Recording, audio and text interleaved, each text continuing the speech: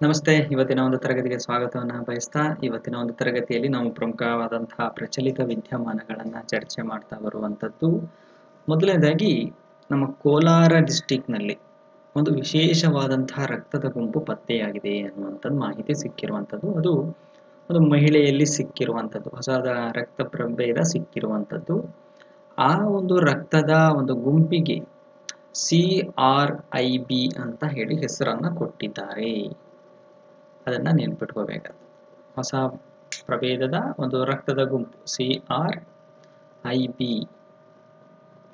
ಅನ್ನುವಂತಹ ಒಂದು ಹೊಸ ಪ್ರಭೇದ ರಕ್ತಕ್ಕೆ ಹೆಸರನ್ನ ಕೊಟ್ಟಿರುವಂಥದ್ದು. ಆ ಒಂದು ರಕ್ತದ ಗುಂಪಿನ ವ್ಯವಸ್ಥೆ ಕ್ರೋಮರ್ CR ಅಂತ ಹೇಳಿ ಅದನ್ನ ಕಳಿಸಿರುವಂಥದ್ದು. ಅಂದ್ರೆ ಬೆಂಗಳೂರಲ್ಲಿ ಆಗಿರೋದ್ರಿಂದ ಈ ಒಂದು ಹೆಸರನ್ನ ಇಟ್ಟಿರುವಂಥದ್ದು. CRIB ಅನ್ನುವಂತಹ ಒಂದು ಹೆಸರನ್ನ ಇದಕ್ಕೆ ಇಟ್ಟಿರುವಂಥದ್ದು. ಇದು ಕಂಡು ಬಂದಿರುವಂಥದ್ದು ನಮ್ಮ ಕೋಲಾರ ಜಿಲ್ಲೆಯಲ್ಲಿ ಕಂಡು ಬಂದಿದೆ. ಅಲ್ಲಿ ಒಂದು ತಪಾಸಣೆಗೆ ಹೋದಾಗ ಒಂದು ಮಹಿಳೆಯಲ್ಲಿ ಒಂದು ರಕ್ತದ ಹೊಸ ಒಂದು ಪ್ರಭೇದ ಕಂಡಿರುವಂಥದ್ದು. ಬಹಳ ಒಂದು ಅಚ್ಚರಿಯ ವಿಷಯ ಕೂಡ ಇದು. ಪ್ರಮುಖವಾದಂತಹ ರಕ್ತದ ಪ್ರಭೇದಗಳನ್ನ ನಾವು ನೋಡ್ತಾ ಬರ್ತೀವಿ. ಅದೆಲ್ಲದರ ಹೊರತಾಗಿ ಇದು ಬೇರೆ ಒಂದು ರಕ್ತದ ಪ್ರಭೇದ ಇರುವಂಥದ್ದನ್ನು ಗಮನಿಸುವಂಥದ್ದು. ಹೀಗಾಗಿ ಈ ಒಂದು ರಕ್ತದ ಪ್ರಭೇದ ಬಗ್ಗೆ ಸ್ವಲ್ಪ ಮಾಹಿತಿ ನಿಮಗೆ ಗೊತ್ತಿರಲಿ ಅನ್ನುವಂಥದ್ದು. ಇನ್ನು ನಂತರದಲ್ಲಿ ಹೆಚ್ಚುತ್ತಿದ್ದಾರೆ ಬಾಲ ಗರ್ಭಿಣಿಯರು ಅನ್ನುವಂಥದ್ದು. ಅಂದ್ರೆ ಇತ್ತೀಚೆಗೆ ಬಾಲ್ಯ ವ್ಯವಸ್ಥೆಯಲ್ಲಿ ನಾವು ಬಾಲ್ಯ ವಿವಾಹಗಳನ್ನ ನೋಡ್ತಾ ಇದ್ವಿ. ಜೊತೆಗೆ ಈಗ ಇತ್ತೀಚೆಗೆ ದಿನಗಳಲ್ಲಿ ಬಾಲ ಗರ್ಭಿಣಿಯರು ಮಕ್ಕಳನ್ನ ನೋಡ್ತಾ ಇರುವಂಥದ್ದು.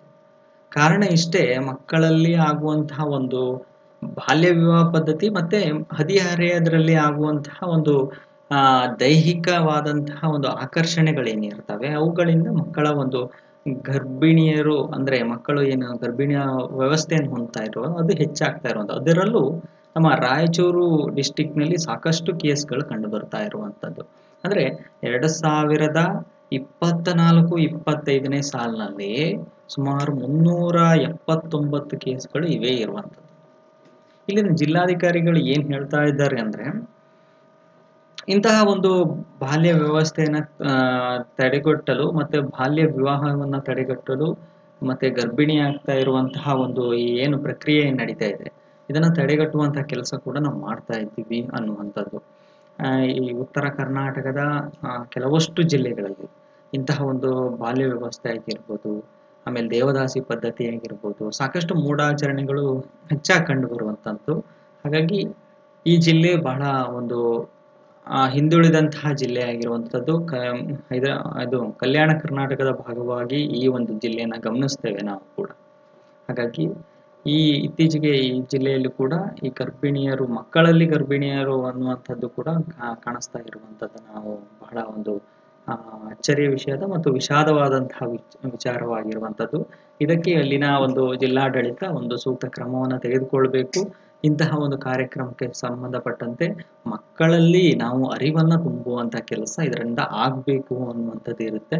ಜೊತೆಗೆ ಏನು ಬಾಲಕಿಯರು ಗರ್ಭಿಣಿಯಾಗಿರುವಂತಹ ವಿಷಯದಲ್ಲಿ ದೂರುಗಳು ಈಗಾಗಲೇ ಬರ್ದೇ ಇರುವಂಥದ್ದು. ಅಂದ್ರೆ ಪೋಷಕರು ಕೂಡ ಇದ್ರ ಬಗ್ಗೆ ಎಚ್ಚರವನ್ನ ವಹಿಸಬೇಕು, ಮಕ್ಕಳ ಬಗ್ಗೆ ಒಂದು ಎಚ್ಚರವನ್ನು ವಹಿಸಬೇಕು. ಜೊತೆಗೆ ಏನೇ ಇಂತಹ ಒಂದು ಪ್ರಕರಣಗಳಾದಾಗ ದೂರನ್ನ ಕೊಟ್ಟು ಅದನ್ನ ಸರಿ ಮಾಡುವಂಥದ್ದು ಮಾಡ್ಬೇಕೆ ವಿನಃ ಮುಚ್ಚಿಡುವಂತಹ ಕೆಲಸವನ್ನ ಮಾಡಬಾರ್ದು ಪೋಷಕರು ಅನ್ನುವಂಥದ್ದು. ಹೀಗಾಗಿ ನೋಡಿ, ಈಗ ಸರ್ಕಾರಕ್ಕೆ ಗಮನ ಬರ್ತಾ ಇದ್ದ ಕಾರಣದಲ್ಲಿ ಅವರು ಕ್ರಮವನ್ನ ತೆಗೆದುಕೊಳ್ಳಲು ಒಂದು ಅಸಾಧ್ಯವಾಗುವಂಥದ್ದನ್ನ ನಾವು ಗಮನಿಸ್ತೇವೆ. ಅವರು ಸರ್ಕಾರದವರು ಕೂಡ ಅಧಿಕಾರಿಗಳು ಇದನ್ನ ಬಿಂಬಿಸಿರುವಂಥದ್ದು. ನಮ್ಗೆ ಈ ವಿಷಯದ ಬಗ್ಗೆ ಯಾವುದೇ ರೀತಿಯಾದಂತಹ ದೂರು ಬಂದಿಲ್ಲ ಅನ್ನುವಂತಹ ಮಾಹಿತಿಯನ್ನ ಹಂಚಿಕೊಂಡಿದ್ದಾರೆ ಅವರು. ಹಾಗಾಗಿ ಇಂತಹ ಒಂದು ಕ್ರಮಗಳಾದಾಗ, ಇಂತಹ ಒಂದು ಪರಿಸ್ಥಿತಿ ಉಂಟಾದಾಗ ಜನರಿಗೆ ಅದನ್ನ ಮುಖ್ಯವಾಹಿನಿಗೆ ತರುವಂತಹ ಕೆಲಸವನ್ನ ಮಾಡಬೇಕು ಅನ್ನುವಂಥದ್ದು. ಇನ್ನು ನಂತರದ ವಿಷಯವನ್ನ ನೋಡುವುದಾದ್ರೆ, ಇದು ಮಕ್ಕಳಲ್ಲಿ ನಾವು ಏನು ಗರ್ಭಿಣಿ ಅವಸ್ಥೆ ನೋಡಿದ್ರೆ, ಇನ್ನು ವಿದ್ಯಾರ್ಥಿಗಳಲ್ಲಿ ಆತ್ಮಹತ್ಯೆಯನ್ನ ನಾವು ನೋಡುವಂಥದ್ದು. ಇತ್ತೀಚೆಗೆ ಬಹಳಷ್ಟು ಮಕ್ಕಳು, ಅದರಲ್ಲಿ ಶೈಕ್ಷಣಿಕ ಅಭ್ಯಾಸದಲ್ಲಿ ತೊಡಗಿರುವಂತಹ ಮಕ್ಕಳಿಗೆ, ಅದರಲ್ಲೂ ನೀಟ್ ಬರೆಯುವಂಥವ್ರು, SLC ಬರೆಯುವಂಥದ್ದು, PUC ಬರೆಯುವಂಥವ್ರು, IIT ಮಾಡುವಂತಹ ಮಕ್ಕಳು ಹೆಚ್ಚಿನ ಒತ್ತಡಕ್ಕೆ, ಮಾನಸಿಕ ಒತ್ತಡಕ್ಕೆ ಒಳಗಾಗಿ ಆತ್ಮಹತ್ಯೆಯನ್ನ ಮಾಡ್ಕೊಳ್ತಾ ಇರುವಂಥದ್ದು.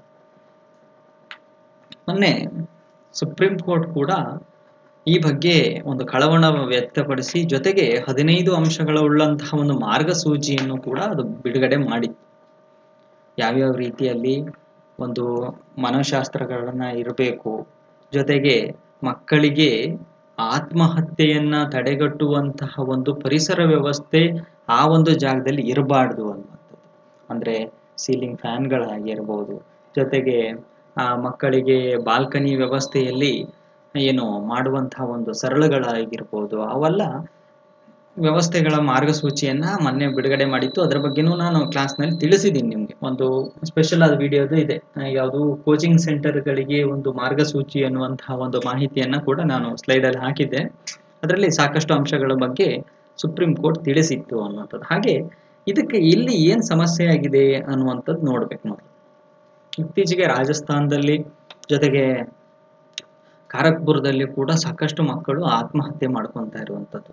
ಒಬ್ಬ ವ್ಯಕ್ತಿ ಆತ್ಮಹತ್ಯೆ ಮಾಡ್ಕೊಂಡ್ರೆ ಅದರ ಹಿಂದೆ ಸಾಮಾಜಿಕ, ಆರ್ಥಿಕ ಮತ್ತು ಮಾನಸಿಕ ಆರೋಗ್ಯಕ್ಕೆ ಸಂಬಂಧಿಸಿದಂತೆ ಕಾರಣ ಇರುತ್ತೆ ಅನ್ನುವಂಥದ್ದು ಒಂದು ಸಮೀಕ್ಷೆ ಹೇಳುತ್ತೆ. ಆದ್ರೆ ವಿದ್ಯಾರ್ಥಿ ಆತ್ಮಹತ್ಯೆ ಮಾಡ್ಕೊಂಡ್ರೆ ಏನಾಗುತ್ತೆ? ಒಂದು ಪರೀಕ್ಷೆ ಒತ್ತಡ ಇರುತ್ತೆ, ಇಲ್ಲ ಶೈಕ್ಷಣಿಕ ವೈಫಲ್ಯ ಕಾರಣ ಇರುತ್ತೆ ಅನ್ನುವಂಥದ್ದು. ಮತ್ತು ಕೆಲವರು ಇರ್ತಾರೆ ಏನು, ಇತ್ತೀಚೆಗೆ ದಿನಗಳಲ್ಲಿ ನಾವು ನೋಡುವಂಥದ್ದು ಪ್ರೀತಿಗಾಗಿ ಆತ್ಮಹತ್ಯೆಗಳು ಕಂಡು ಬರ್ತಾ ಇದೆ.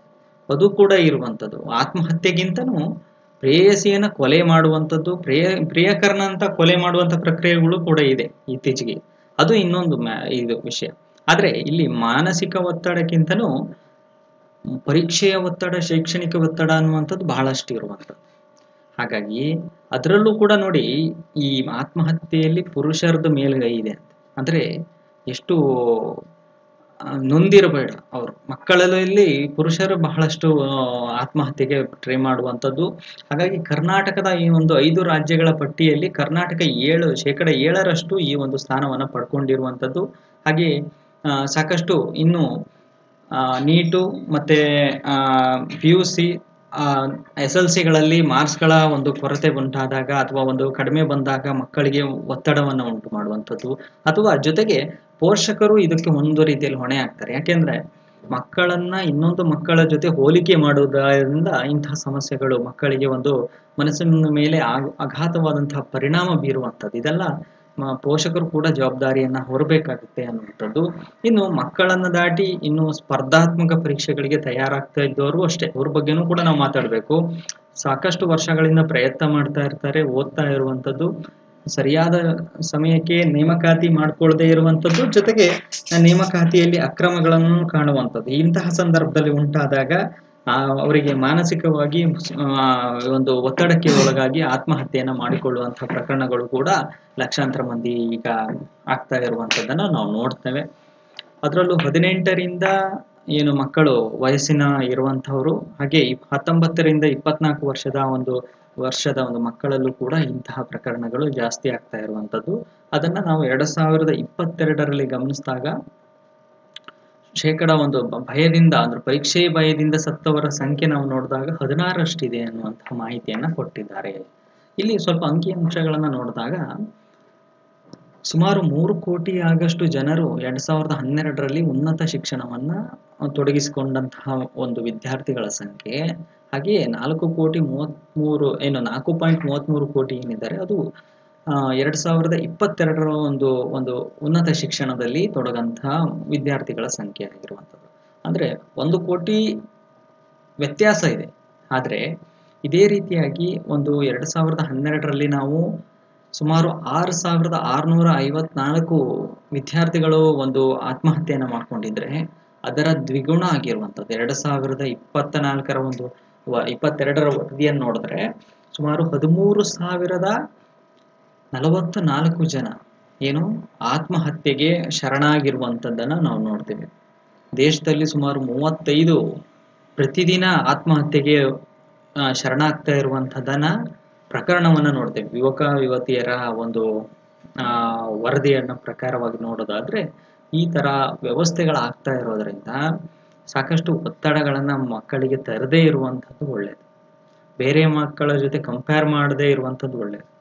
ಮಕ್ಕಳಿಗೆ ಸರಿಯಾದ ಒಂದು ಮಾರ್ಗದರ್ಶನವನ್ನ ಕೊಡುವಂತಹ ಒಂದು ಶೈಕ್ಷಣಿಕ ಸಂಸ್ಥೆಗಳಾಗಿರ್ಬೇಕು ಹೊರತು ಯಾವುದೋ ಒಂದು ಉದ್ಯಮಗಳ ಆಗಬಾರ್ದು ಅನ್ನುವಂಥದ್ದು. ಮಕ್ಕಳನ್ನ ಇತ್ತೀಚೆಗೆ ಜನರು ಬಹಳಷ್ಟು ಬಗ್ಗೆ ಗಮನ ಹರಿಸಬೇಕು. ಜೊತೆಗೆ ಶೈಕ್ಷಣಿಕ ಸಂಸ್ಥೆಗಳಲ್ಲಿ ಮೊನ್ನೆ ನೀಡಿದಂತಹ ಒಂದು ಸುಪ್ರೀಂ ಕೋರ್ಟ್ ವರದಿಯಲ್ಲಿ ಏನಿದೆ, ಒಂದು ಮನೋಶಾಸ್ತ್ರನ್ನ ಅಥವಾ ಒಬ್ಬ ಚಿಂತಕನನ್ನ ಅಥವಾ ಒಬ್ಬ ಏನು ಸಮಾಲೋಚನಾ ಒಂದು ವ್ಯಕ್ತಿಯನ್ನ ನೇಮಿಸುವಂತಹ ಕೆಲಸ ಆಗಬೇಕು ಅನ್ನುವಂಥದ್ರ ಬಗ್ಗೆ ಒಂದು ಆರ್ಟಿಕಲ್ ಬಂದಿರುವಂಥದ್ದು. ಇನ್ನು ರಷ್ಯಾದ ಒಂದು ಭಾಗದಲ್ಲಿ ಸಂಬಂಧಪಟ್ಟಂತಲ್ಲಿ ಒಂದು ಭೂಕಂಪ ಆಗಿರುವಂಥದ್ದು. ತೀವ್ರತೆ ನೋಡಿ 8.8 ತೀವ್ರತೆ ದಾಖಲಾಗಿರುವಂಥದ್ದು. ಸುಮಾರು ಜಪಾನ್ನಲ್ಲಿ ಬೆಳಿಗ್ಗೆ 8:25 ರಿಕ್ಟರ್ ಮ್ಯಾಪ್ ತಗಲಿ 8ರಷ್ಟು ಒಂದು ತೀವ್ರತೆ ಭೂಕಂಪ ಆಗಿರುವಂಥದ್ದು. ರಷ್ಯಾದ ಪೂರ್ವದ ಒಂದು ಭಾಗ, ಅದರ ಹೆಸರು ಹೇಳ್ತೀನಿ ನೋಡಿ, ಕಮಟ್ಚ್ಗಾ ಅನ್ನುವಂತಹ ದ್ವೀಪ. ಅದು ಇಲ್ಲಿ ಬರುತ್ತೆ. 1 ಸೆಕೆಂಡ್ ತೋರಿಸ್ಬಿಡ್ತೀನಿ ಮ್ಯಾಪ್. ಎಸ್,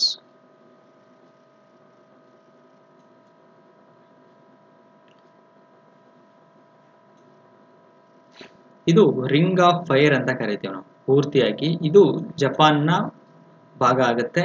ಇಲ್ಲಿ ಬರುವಂತಹ ದ್ವೀಪ ಇದು.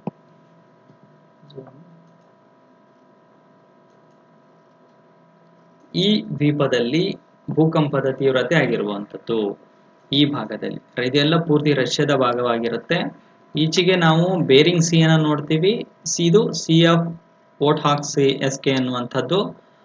ಇಲ್ಲಿ ನಾವು ರಿಂಗ್ ಆಫ್ ಫೈರ್ ನಲ್ಲಿ ಬರುವಂತಹ ರಷ್ಯಾದ ಭಾಗದಾದಂತಹ ಈ ಭಾಗದಲ್ಲಿ ನಾವು ಕಂಡಂಥದ್ದು, ಭೂಕಂಪವನ್ನು ಕಂಡಂಥದ್ದು.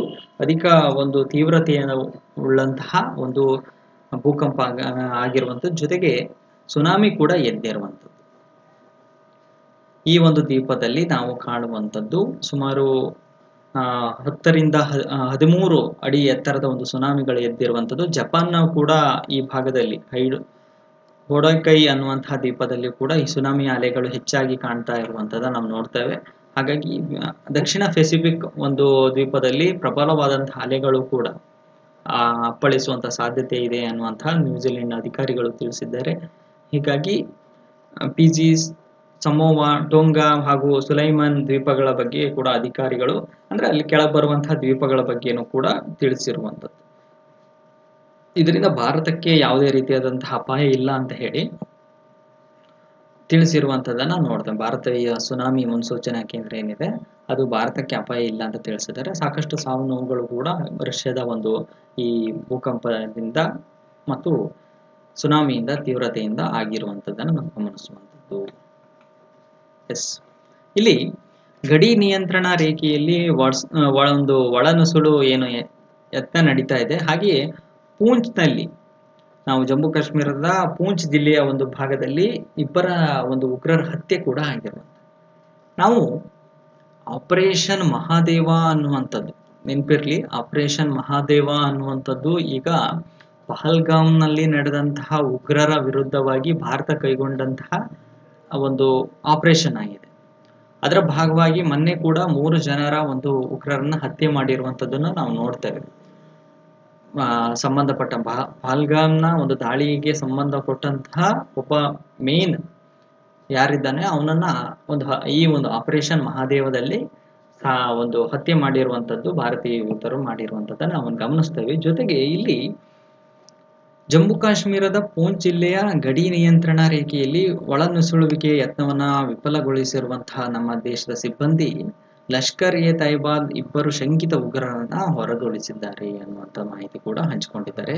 ಈ ಒಂದು ಎನ್ಕೌಂಟರ್ನಲ್ಲಿ ಆಪರೇಷನ್ ಶಿವಶಕ್ತಿ ಈ ಒಂದು ಭಾಗದಲ್ಲಿ ಕಾರ್ಯಾಚರಣೆಯನ್ನ ಮಾಡಿ ನುಸುಳು ಬರುತ್ತಿರುವಂತಹ ಒಂದು ಭಯೋತ್ಪಾದಕರನ್ನ ಹೊಡೆದುಗೊಳಿಸಿರುವಂಥದ್ದನ್ನ ನಾವು ಗಮನಿಸುವಂಥದ್ದು. ಅದು ಯಾವ ಒಂದು ಗಡಿ ರೇಖೆಯಲ್ಲಿ ಬಂದಿರುವಂಥದ್ದು, ಪೂಂಚ್ ಜಿಲ್ಲೆಯಲ್ಲಿ ಬಂದಿರುವಂಥದ್ದು. ಅದು ಯಾವ ಒಂದು ಮಿಷನ್ ಅಡಿಯಲ್ಲಿ, ಆಪರೇಷನ್ ಶಿವಶಕ್ತಿ ಅನ್ನುವಂತಹ ಒಂದು ಮಿಷನ್ ಅಡಿಯಲ್ಲಿ ಅನ್ನುವಂಥದ್ದು ನೆನಪಿರಬೇಕು. ಹಾಗೆಯೇ ಈಗ ಪಹಲ್ಗಾಮ್ನ ದಾಳಿಯ ನಡೆದ ನಂತರದಲ್ಲೂ ಕೂಡ ಪಾಕಿಸ್ತಾನ ಈಗ ನಾವಿನ್ನು ಸಿಂಧೂ ನದಿಯ ಒಂದು ಒಪ್ಪಂದವನ್ನ ರದ್ದುಗೊಳಿಸಿದ ನಂತರದಲ್ಲಿ ದ್ವಿಪಕ್ಷೀಯ ಮಾತುಕತೆಗಳಿಗೆ ಒಂದು ಏನು ಪಾಕಿಸ್ತಾನ ನಮ್ಮ ಜೊತೆ ಮಾತಾಡಿ ಅನ್ನುವಂತಹ ಒಂದು ಹೇಳಿಕೆಯನ್ನ ಕೊಡ್ತಾ ಇರುವಂತದ್ದು.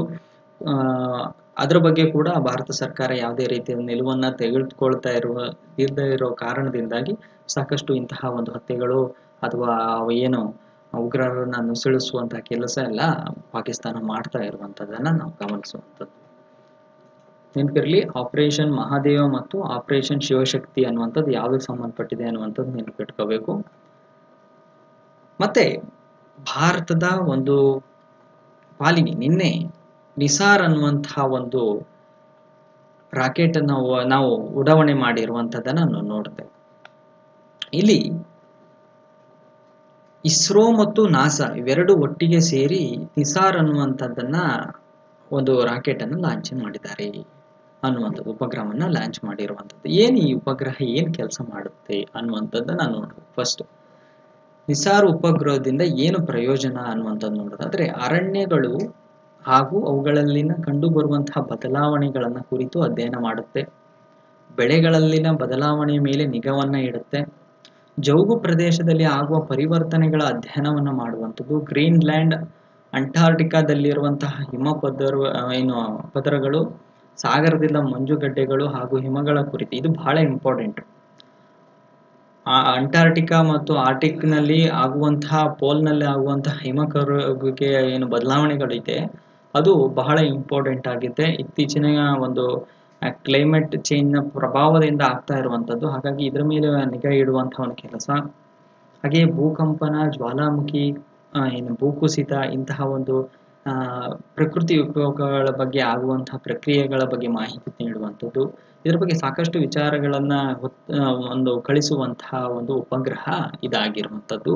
ಇದನ್ನ ನಿನ್ನೆ ಉಡಾವಣೆ ಮಾಡಿ ಬಹಳ ಸಕ್ಸಸ್ಫುಲ್ ಉಡಾವಣೆ ಕೂಡ ಆಗಿರುವಂಥದ್ದು. ಯಾವ ಒಂದು ರಾಕೆಟ್ ಅನ್ನ ಬಳಸಿದ್ದಾರೆ ಅಂತ ಕೇಳ್ತಾರೆ, GSLV F-16 ನ ಮೂಲಕವಾಗಿ ರಾಕೆಟ್ ಮೂಲಕವಾಗಿ ಈ ಉಪಗ್ರಹವನ್ನ ಉಡಾವಣೆಯನ್ನ ಮಾಡಿರುವಂಥದ್ದು. ಹೆಸರು ನಿಸಾರ್ ಅನ್ನುವಂತಹ ಹೆಸರಿನ ಅಡಿಯಲ್ಲಿ ಇದು ಸತೀಶ್ ಧವನ್ ಬಾಹ್ಯಾಕಾಶ ಕೇಂದ್ರದಿಂದ ಉಡಾವಣೆ ಆಗಿರುವಂತದ್ದನ್ನ ನಾವು ನೋಡ್ತೇವೆ. ಸುಮಾರು 10,000 ಕೋಟಿ ಒಂದು ವೆಚ್ಚದ ಒಂದು ಮಿಷನ್ ಆಗಿರುವಂತದ್ದು. ಇದು ಸುಮಾರು 2393 kg ಈ ಒಂದು ಉಪಗ್ರಹ ಇದೆ. ನಿಸಾರ್ ಅನ್ನುವಂತಹ ಉಪಗ್ರಹ 2393 kg ಇರುವಂತದ್ದು. ಈ ಉಪಗ್ರಹ ಎಷ್ಟು ದಿನ ಕಾಲಾವಧಿಯ ಕೆಲಸ ಮಾಡುತ್ತೆ ಅಂದ್ರೆ 5 ವರ್ಷಗಳ ಕಾಲ ನಡೆಸುವಂತಹ ಇದು ಕಾರ್ಯಚಟುವಟಿಕೆ ಆಗಿರುವಂತದ್ದನ್ನ ನಾವು ನೋಡ್ತೇವೆ. ಬಹಳ ಇಂಪಾರ್ಟೆಂಟ್. ಇನ್ನು ಆಗ್ಲೇ ನಾ ಹೇಳ್ದ ಹಾಗೆ ಪಹಲ್ಗಾಮ್ ದಾಳಿಯಿಂದ ಲಷ್ಕರ್ ಎ ತಾಯ್ಬಾ ಏನಿದೆ, LET ಏನಿದೆ, ಅದು ಅದರ ಅಂಗಸಂಸ್ಥೆ ಆದಂತಹ ದಿ ರೆಸಿಸ್ಟೆಂಟ್ ಆಫ್ ಫ್ರಂಟ್ ಅನ್ನುವಂಥದ್ದು, TRF ಅಂತ ಕರಿತೀವಿ. ಅದರ ಪಾತ್ರದ ಕುರಿತು ವಿಶ್ವಸಂಸ್ಥೆಯಲ್ಲೂ ಕೂಡ ಈ ವರದಿಯಲ್ಲಿ ಮೊದಲ ಬಾರಿಗೆ ಇದರ ಬಗ್ಗೆ ಚರ್ಚೆ ಆಗಿರುವಂಥದ್ದು. ಹಾಗೆ ಕಾಶ್ಮೀರದ ಪಹಲ್ಗಾಮ್ನಲ್ಲಿ ನಡೆದಂತಹ ದಾಳಿಯ ಹೊಣೆಯನ್ನ TRF ಅನ್ನೇ ಹೊತ್ಕೊಂಡಿರುವಂಥದ್ದನ್ನ ನೋಡ್ತೇವೆ. ಈ ಕುರಿತು 2 ಬಾರಿ ಅದು ಹೇಳ್ಕೊಂಡಿರುವಂಥದ್ದು, ನಾವೇ ನಡೆಸಿದೀವಿ ಅದನ್ನ ಅಂತ ಹೇಳ್ಕೊಂಡಿದೆ. ಹಾಗಾಗಿ ಈ ಒಂದು ಮಂಡಳಿ ಹೇಳಿರುವಂಥದ್ದನ್ನ, ಈ ನಿರ್ಬಂಧಗಳನ್ನ ಹೇರುವಂತಹ ಪ್ರಕ್ರಿಯೆ ಕುರಿತು ವಿಚಾರಣೆಯನ್ನ ನಡೆಸಬೇಕು ಅನ್ನುವಂಥದ್ದು ಕೂಡ ಒಂದು ವಿಶ್ವಸಂಸ್ಥೆಯ ಭದ್ರತಾ ಮಂಡಳಿಯಲ್ಲಿ ವರದಿಯಾಗಿರುವಂಥದ್ದು ನಾವು ನೋಡ್ತೇವೆ. ಇದನ್ನು ಕೂಡ ಬಹಳ ಇಂಪಾರ್ಟೆಂಟ್ ಆಗುವಂಥದ್ದು. ನಂತರ ವಿಶ್ವ ಈಜು ಚಾಂಪಿಯನ್ಶಿಪ್ ಆಗಿ ಅಹ್ಮದ್ ಜಾವೋ ಅವರಿಗೆ ಚಿನ್ನ ಪದಕ ಒಂದು ಸಿಕ್ಕಿರುವಂಥದ್ದು. ಇಲ್ಲಿ ಪುರುಷರ ವಿಭಾಗದಲ್ಲಿ ಫ್ರಾನ್ಸ್ನ ಲೇಹನ್ ಮಾರ್ಷ್ನ ಅವರು ವಿಶ್ವ ಈಜು ಚಾಂಪಿಯನ್ಶಿಪ್ ನಲ್ಲಿ ಪುರುಷರ ವಿಭಾಗದಲ್ಲಿ ವೈಯಕ್ತಿಕವಾದಂತಹ ಒಂದು ವಿಭಾಗದಲ್ಲಿ ಸುಮಾರು 200 ಮೀಟರ್ ಉದ್ದದ ಒಂದು ಭಾಗದಲ್ಲಿ 1 ನಿಮಿಷ 52.63 ಸೆಕೆಂಡ್ ನಲ್ಲಿ ಪೂರೈಸಿ ನೂತನ ಒಂದು ದಾಖಲೆಯನ್ನ ಮಾಡಿರುವಂತದ್ದನ್ನ ನಾವು ನೋಡ್ತೇವೆ ಅನ್ನುವಂಥದ್ದು. ಇದು ಕೂಡ ಇಂಪಾರ್ಟೆಂಟ್ ಆಗುವಂಥದ್ದು, ವಿಶ್ವ ಈಜು ಚಾಂಪಿಯನ್ಶಿಪ್ ಅನ್ನುವಂಥದ್ದು. ಇದಿಷ್ಟು ಇವತ್ತಿನ ಒಂದು ಪ್ರಚಲಿತ ವಿದ್ಯಮಾನವಾಗಿತ್ತು ಸ್ನೇಹಿತರೆ. ಮುಂದಿನ ವಿಡಿಯೋದಲ್ಲಿ ಮತ್ತೊಂದು ವಿಡಿಯೋದ ಜೊತೆಗೆ ನಿಮ್ಮೊಂದಿಗೆ ಬರ್ತೀನಿ. ಅಲ್ಲಿವರೆಗೆ ಥ್ಯಾಂಕ್ ಯು.